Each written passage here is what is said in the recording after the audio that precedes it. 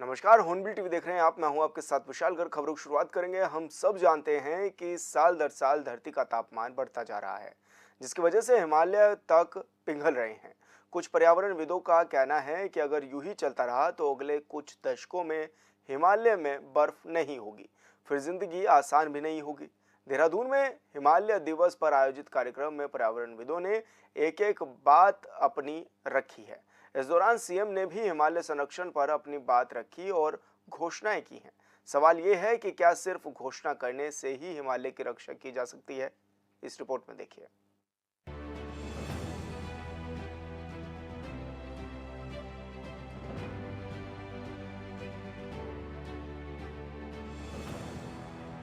9 दिसंबर को प्रत्येक वर्ष हिमालय दिवस मनाया जाता है। लिहाजा देहरादून के मुख्य सेवा सदन में हिमालय दिवस पर कार्यक्रम का आयोजन किया गया, जिसमें राज्य के सीएम पुष्कर सिंह धामी, पर्यावरणविद समेत कई दिग्गजों का जमावड़ा लगा।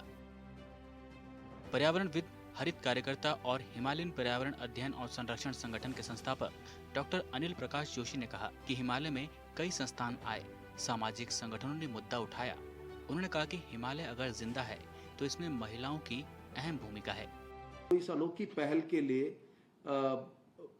हमको भी बधाई देते थे और मैं मुख्यमंत्री जी आपको सबकी ओर से धन्यवाद और बधाई भी देता हूं कि आपने इस तरह के कार्यों में रुचि रख के हिमालय की बात को नीति आयोग में या किसी भी संदर्भ में जहां जहां संभव उठाया। मैं समझता हूं कि शायद ये एक बहुत बड़ा दायित्व तो आपने अपने सर पे भी लिया है नीति आयोग में बात खड़ी करके। और एक बड़ी चिंता जो सभी तरफ से है, जो मेरी भी चिंता है, और यहाँ पे किशोर जी बैठे हैं जो कि शुरुआती दौर से हिमालयी मुद्दों पर भी गंभीर रहे हैं। हिमालय दिवस 2010 में जब दिल्ली में पहली बार मनाया गया था, उन्होंने बढ़ चढ़ कर हमेशा से भागीदारी की। पर्यावरणविद डॉक्टर अनिल प्रकाश जोशी कहते हैं कि हिमालय संरक्षण के प्रति मुखर होना जरूरी है। उत्तराखंड भी हिमालयी राज्य है, लिहाजा जरूरत है कि सभी लोग हिमालय के प्रति सजग हों। उन्होंने कहा कि विकास कार्यों का असर हिमालय पर पड़ रहा है और ये बात सभी को समझनी होगी कि अगर हिमालय ही नहीं बच पाए तो आने वाले दिनों में जीवन आसान नहीं है। उन्होंने उदाहरण देते हुए कहा कि इस वर्ष गर्मी के समय में तापमान में भारी वृद्धि हुई, जो क्लाइमेट चेंज की वजह से हुआ है। एक बहुत महत्वपूर्ण हमेशा से रहा है कि एक हम मानते हैं विज्ञान को लेकर के सरकारें केंद्र बड़ी गंभीर रही होंगी। इतने केंद्रीय हमारे संस्थान हमारे बीच में आए हिमालय में, यहाँ से लेके और जम्मू कश्मीर से लेके नॉर्थ ईस्ट तक हमने बहुत देखा। बहुत से लोगों ने, सामाजिक संगठनों ने बड़े मुद्दे खड़े किए, बड़े आंदोलन भी हुए। महिलाएं जो कि हमारा हर तरह से हमारा प्राण है, इस पहाड़ की आत्मा है, उन्होंने हमेशा से भागीदारी की। और सच तो बात यह है कि अगर हिमालय कहीं जिंदा है तो महिलाओं की देन है। पुरुष तो किन्हीं कारणों से कहीं ना कहीं बाहर निकलने को मजबूर है, तो उनके भी हमेशा से इस चिंता रही। टिहरी से बीजेपी के विधायक किशोर उपाध्याय हिमालय संरक्षण को लेकर वर्षों से लड़ाई लड़ रहे हैं। लिहाजा किशोर उपाध्याय का कहना है कि जल जंगल के बिना जीवन संभव नहीं है। उन्होंने कहा कि प्राचीन काल से ही हिमालय को लेकर चर्चा हुई और आज भी हो रही है। उन्होंने कहा कि मिडिल हिमालय के लिए अब तक कोई मॉडल नहीं। सीएम के सामने किशोर उपाध्याय ने कहा कि सभी नदियां प्रदेश की बेटी की तरह है और मौजूदा वक्त में ये कहने में कोई परेशानी नहीं कि हम बेटियों की रक्षा सही से नहीं कर पा रहे। किशोर उपाध्याय का अनुमान है कि अगर कुछ दशकों बाद हिमालय में बर्फ नहीं होगी तो लोग जिंदा कैसे रहेंगे। उन्होंने डॉक्टर अनिल प्रकाश जोशी की अध्यक्षता में एक कमेटी बनाने की मांग की है। आज हिमालय दिवस के इस बहुत ही पवित्र मौके पे हमारे यशस्वी मुख्यमंत्री हम सब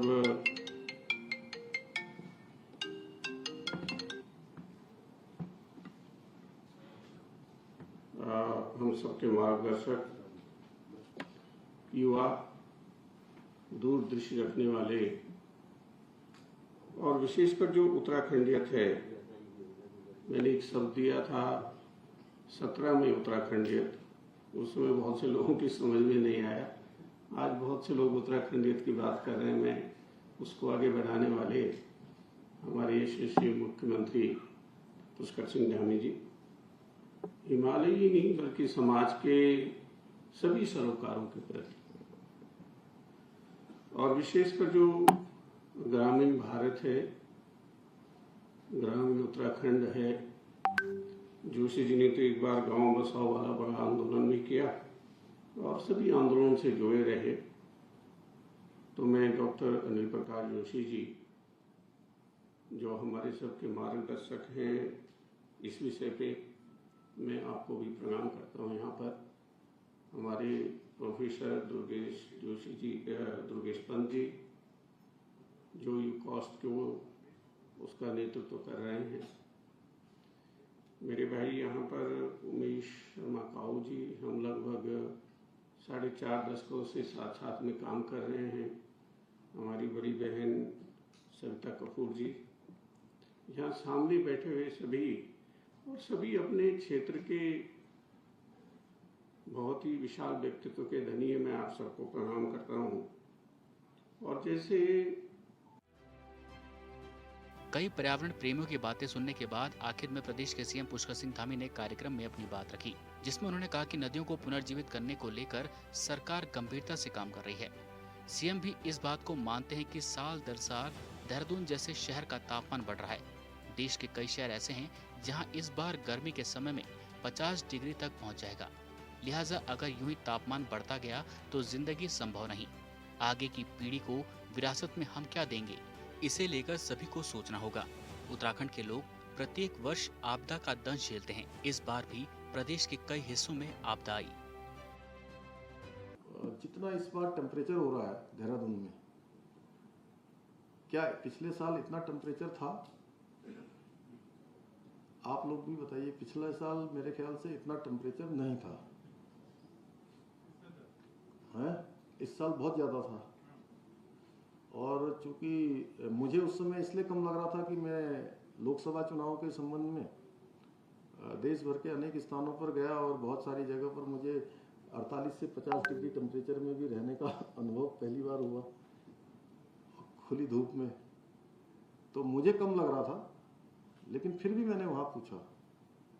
अब आप सोचिए कि 50 डिग्री टेम्परेचर अब पहुँच गया है,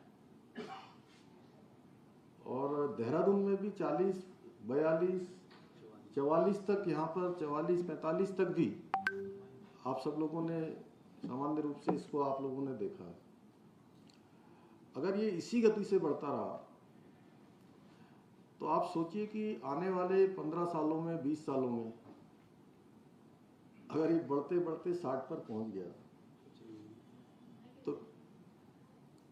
तो क्या जनजीवन बचेगा? क्या हम अपने आने वाले जो हमारे नौनिहाल हैं, हमारी आने वाली नई पीढ़ी है, उस पीढ़ी को हम विरासत में क्या देकर जा रहे हैं? बहुत बार लगता है, जैसे अभी हम आपदा की बात करते हैं, पिछले साल हमने अनेक आपदाएं, हम प्रत्येक वर्ष किसी न किसी रूप में आपदाओं का सामना करते हैं। हम कभी ऋणी की आपदा देखते हैं, कभी केदारनाथ की आपदा, इस बार फिर केदार घाटी में आपदा, हमारे घनसाली क्षेत्र में आपदा, 3-3, 4 जगह मैं स्वयं गया।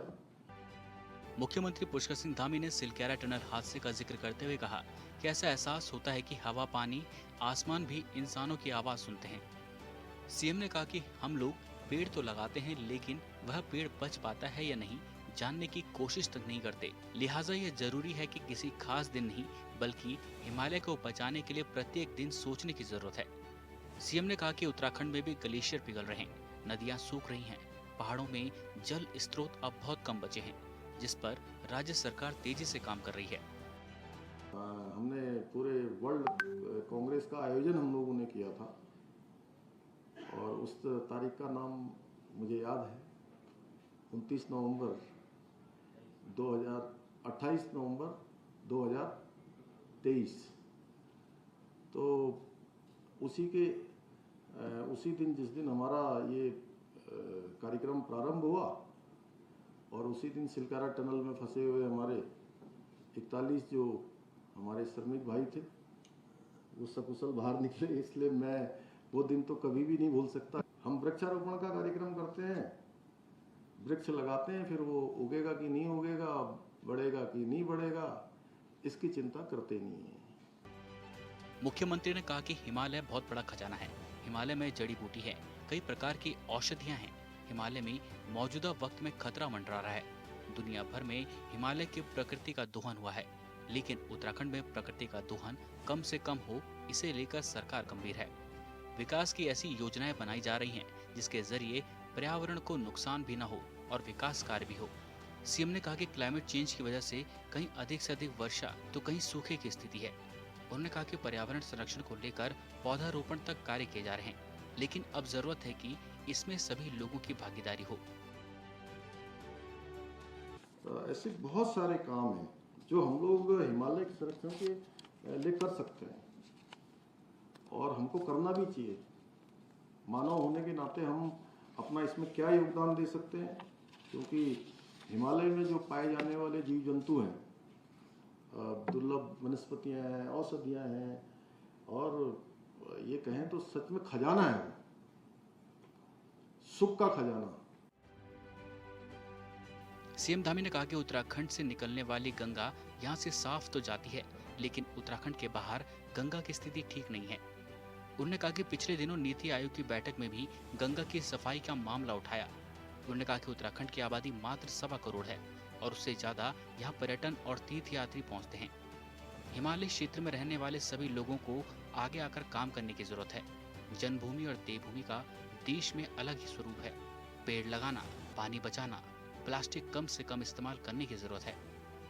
किशोर उपाध्याय की कमेटी वाली मांग पर सीएम पुष्कर सिंह धामी ने कहा कि जल्द ही एक कमेटी का गठन किया जाएगा। हर साल हिमालय दिवस मनाया जाता है और इस दिन पर्यावरण और हिमालय संरक्षण पर जोर दिया जाता है, लेकिन हम और आप दोनों जानते हैं कि किसी खास दिन ही हिमालय के बारे में सोचने से कुछ बदलने वाला नहीं।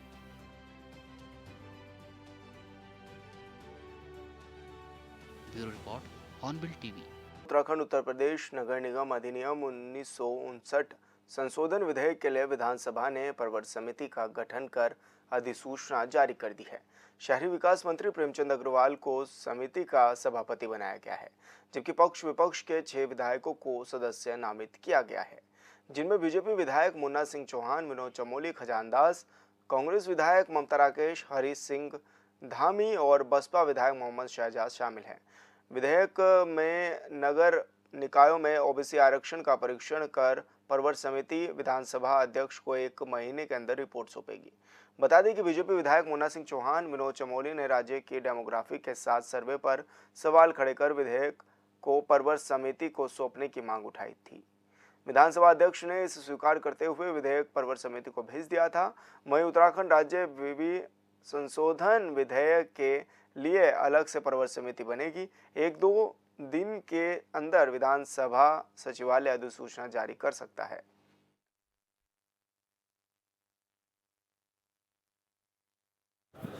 नगर निगम का जो विधेयक है, जो कि सदन में ये निर्णय लिया गया था कि इसे प्रवर समिति में भेजा जाए, मैं आपको सूचित करना चाहूँगी कि प्रवर समिति गठित हो गई है और शहरी विकास मंत्री जी की अध्यक्षता में ये कार्य करेगी। 1 माह के अंदर ही अपनी रिपोर्ट सबमिट करेगी और मैं आशा करती हूँ कि लोग अपना आचार विचार करके उसके बाद वो सबमिट समय पर। आगामी 3 से 10 अक्टूबर तक नरेंद्रनगर के पालिका रामलीला मैदान में 48वें सिद्धपीठ कुंजापुरी पर्यटन विकास मेले का आयोजन किया जाएगा, जिसको लेकर कैबिनेट मंत्री सुबोध उनियाल की अध्यक्षता और डीएम मयूर दीक्षित की अध्यक्षता में ये तैयारियों पर चर्चा भी की गई है। इस बैठक में जिले के विभागीय अधिकारी मौजूद रहे। इस दौरान मंत्री सुबोध उनियाल ने कहा है कि मां कुंजापुरी का स्मरण रखते हुए अधिकारी, कर्मचारी और जनता आपसी समन्वय से कार्य करेंगे। वहीं डीएम मयूर दीक्षित ने अधिकारियों समेत कर्मचारियों को निर्देश दिए हैं कि उन्हें जो भी जिम्मेदारी सौंपी गई है वे इस पावन कार्य में मनोयोग से अपनी ड्यूटी का निर्वहन करेंगे। कई वर्षों के बाद इस मेला समिति की अध्यक्षता करना का जो जिम्मेदारी है वो जिला अधिकारी मयूर दीक्षित जी को मिली है। पूरा विश्वास है कि जिलाधिकारी का जो कार्य करने का तरीका है वो सभी अधिकारियों के साथ एक समन्वय बनाकर जनप्रतिनिधियों की संयुक्ता के साथ इस मेले को और भव्य स्वरूप देने करने का कार्य करेंगे और नए इनोवेशन के साथ क्योंकि हमारा इस मेले को कराने के लिए अभिप्राय रहा है कि जहाँ एक लोगों का मनोरंजन हो, हमारे बच्चों को बेहतर एक अपॉर्चुनिटी मिले एक बड़े मंच के माध्यम से वो आगे बढ़े। साथ ही साथ जो हमारे देश की विभिन्न संस्कृति है, उस विभिन्न जो एकता में अनेकता का हमारे देश का सिद्धांत है, उस विभिन्न राज्यों की संस्कृति से हमारे बच्चे अवगत हुए। इसमें कि हमारा जो जिला प्रशासन होगा, समस्त डिपार्टमेंट्स होंगे, वो बेहतरीन तरीके से इस मेले को आयोजित कर सकें, उसके बारे में कार्य करेंगे। आने वाले 5 दिन में मैंने सभी डिपार्टमेंट्स को बुलाएंगे, वो अपनी तैयारियों की पहली बैठक कर लें और उस बैठक के क्रमांक जो प्रपोजल्स होंगे, जैसे जो भी प्लानिंग करनी है, डे वाइज वो प्लानिंग कर ली जाएगी और कोशिश करेंगे कि जो भी यहाँ पे आगंतुक आते हैं, भले हमारे जनपद से आते हैं या अन्य जनपदों से जो भी यहाँ पे लोग आएंगे, उनको अच्छी एक एक्सपीरियंस लेके जाएं और यहाँ पे सरकारी योजनाओं के भी हम प्रचार प्रसार पे फोकस करेंगे, जिससे कि भारत सरकार और राज्य सरकार की जो योजनाएं हैं वो भी यहाँ पर जो भी व्यक्ति है उसको उसकी पूरी जानकारी दे सकते हैं और उनके रोजगार से रिलेटेड जो डिपार्टमेंट है स्पेशली उन पर फोकस रहेगा, ताकि वो जो यहाँ पर आए वो यहाँ से कुछ सीख कर। उत्तराखंड के प्रसिद्ध आंचलिक कथाकार और साहित्यकार डॉक्टर अरुण प्रकाश ढोंडियाल को नोएडा के मारवा स्टूडियो में सम्मानित किया गया है। कार्यक्रम में पहुंचे पूर्व शिक्षा मंत्री रमेश पोखरियाल निशंक और प्रसिद्ध फिल्म निर्माता डॉक्टर संदीप मारवा ने उनकी हिंदी में लिखी गई पुस्तक के अंग्रेजी अनुवाद का विमोचन भी किया है। बता दें कि डॉक्टर ढोंडियाल की यह पुस्तक उत्तरांचल की कहानियों को लेकर मूल रूप में प्रकाशित हुई थी। इस पुस्तक की एक कहानी थी जिसका शीर्षक था घुड़ेत, यानी कि घोड़ा चलाने वाला। घुड़ेत के नाम से प्रसिद्ध हुई इस कहानी पर पूरी पुस्तक भी बन गई है। डॉक्टर ढोंडियाल की ये पुस्तक उत्तराखंड के साथ साथ वैश्विक स्तर पर भी काफ़ी प्रसिद्ध हुई है। इसको लेकर ही उनके पुस्तक का अंग्रेजी अनुवाद भी किया गया। अंग्रेजी में अनुवादित इस पुस्तक का नाम हॉर्स ड्राइवर रखा गया है। वही कार्यक्रम का आयोजन international media chamber, media industry और उद्भव संस्था ने किया था, जिसमें मुख्य भूमिका प्रख्यात साहित्यकार और कवि डॉक्टर विवेक गौतम की रही।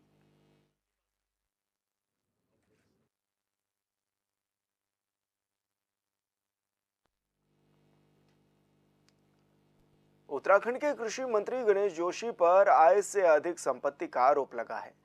लिहाजा विपक्ष का कहना है कि नैतिकता के आधार पर मंत्री को इस्तीफा दे देना चाहिए और गणेश जोशी कह रहे हैं कि जब जब हम पर या फिर मेरे परिवार पर आरोप लगा है, इसका हमें फायदा ही हुआ है। इस रिपोर्ट में देखिए। जब जब मेरे पे कोई आरोप लगते हैं, मुझे उसका बहुत फायदा होता है। उत्तराखंड सरकार के सैनिक कल्याण मंत्री गणेश जोशी पर लगे आरोपों पर इस बार उनको फायदा होगा या नहीं, ये तो गणेश जोशी ही जानते होंगे। लेकिन इतना तो साफ है कि इसे लेकर एक तरफ जहां बीजेपी की डबल इंजन वाली सरकार की किरकिरी हो रही है, तो दूसरी तरफ विपक्ष इसे लेकर सरकार की नीतियों पर सवाल उठा रहा है और मंत्री से इस्तीफे की मांग कर रहा है। गणेश जोशी जी मिथ्या प्रवचन कर रहे हैं। कांग्रेस ने कोई आरोप नहीं लगाया। माननीय उच्चतम न्यायालय ने आरोप तय किए हैं उनके ऊपर आय से अधिक संपत्ति वाले। आय से अधिक संपत्ति मामले में गणेश जोशी से जब सवाल पूछा गया तो उन्होंने कहा कि जो आरोप मुझ पर लगते हैं उससे मुझे बड़ा फायदा होता है। 2016 में तत्कालीन हरीश रावत सरकार में मुझे शक्तिमान घोड़ा प्रकरण में फंसाया गया। इसका फायदा ये हुआ कि मेरी बेटी राष्ट्र नेता बन गई, जिसमें मैं हरीश रावत का बड़ा योगदान मानता हूँ। उस समय मेरी बेटी यानी नेहा जोशी अगर सड़कों पर नहीं उतरती तो उसको आज कोई नहीं पहचानता। मेरे या मेरे परिवार को, अगर आपको ध्यान होगा, 2016 में एक घोड़े कांड में मुझे फंसाया गया और मैं बार बार कह रहा था साहब कि मैं था ही नहीं, मैं दोष हूं। और जब उसका सच दिखाया गया तो मुझे उसका ये फायदा हुआ। मैं हर मंच पे कहता हूं कि मेरे से पूछते हैं जोशी जी आपकी बेटी बड़ी नेता बन गई है, मैं उसमें कहता हूँ मैं हरीश रावत जी का बहुत बड़ा योगदान है। हरीश रावत मुझे जेल नहीं भेजता, मुझे फंसाता नहीं, मेरी बेटी सड़कों पर नहीं आती, उसे कौन पहचानता। आज उसको पहचान मिली है, आज वो राष्ट्रीय नेता बन गई है। आगे गणेश जोशी कहते हैं कि कोविड के समय जब मैं ऑक्सीमीटर बांट रहा था, उस दौरान विपक्ष के नेता ये आरोप लगा रहे थे कि ऑक्सीमीटर कहीं नहीं मिल रहे, तो फिर गणेश जोशी कहाँ से बांट रहे। गणेश जोशी आगे कहते हैं कि मैंने विपक्ष के नेताओं को कहा मैं चोरी करके ला रहा हूं, जिसका फायदा मुझे यह हुआ कि 2022 के विधानसभा चुनाव में मैंने पिछले चुनाव से ज्यादा वोटों से जीत हासिल की। गणेश जोशी ने कहा कि अब जो मुझ पर आय से अधिक संपत्ति का आरोप लगा रहे हैं, उससे मेरे दामाद और बेटी की संपत्ति को जोड़ा गया, जबकि वो मुझसे अलग रहते हैं। मेरे दामाद की अच्छी खासी सैलरी है। कैबिनेट मंत्री ने कहा कि यदि मुझ पर आरोप लगाते तो ठीक ठाक लगाते। गणेश जोशी आगे कहते कि इसका विवरण मैंने मुख्यमंत्री को दे दिया है। एक बार कोरोना के टाइम पे मेरे पर आरोप लगाया गया, जब मैं करोड़ों रुपए का सामान राशन बांट रहा था, और जब मैंने ऑक्सीमीटर बांटने शुरू किए तो कांग्रेस के नेताओं ने आरोप लगाया कि जोशी जी ऑक्सीमीटर कहाँ से बांट रहे हैं, कहीं मिल नहीं रहे हैं। उस टाइम ब्लैक में 3-4 हज़ार रुपये का ऑक्सीमीटर मिल रहा था। तो मैंने मीडिया वालों से कहा कि हाँ, मैं चोरी करके ला रहा हूँ। मुझे उसका ये फायदा हुआ कि मुझे पहले से 3,000 अधिक वोटों से मैं जीत गया। अब जिसकी आप बात कर रहे हैं,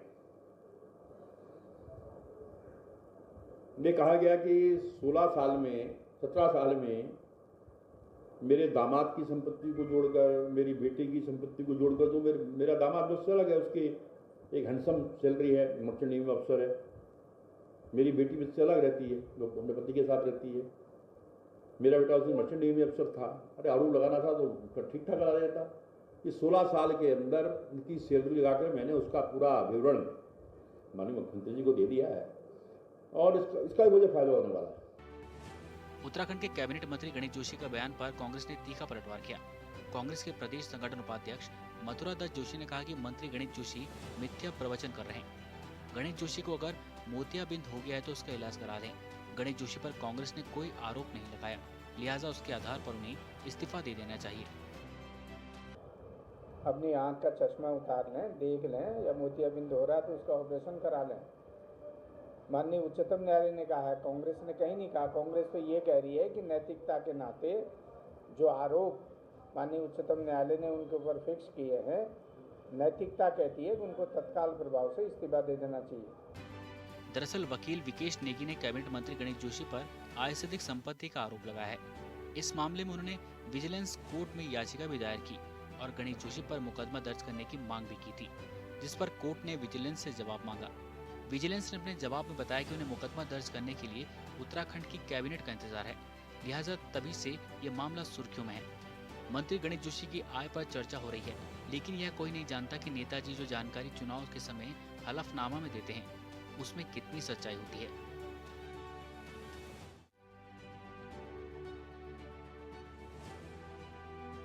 ब्यूरो रिपोर्ट, हॉर्नबिल टीवी।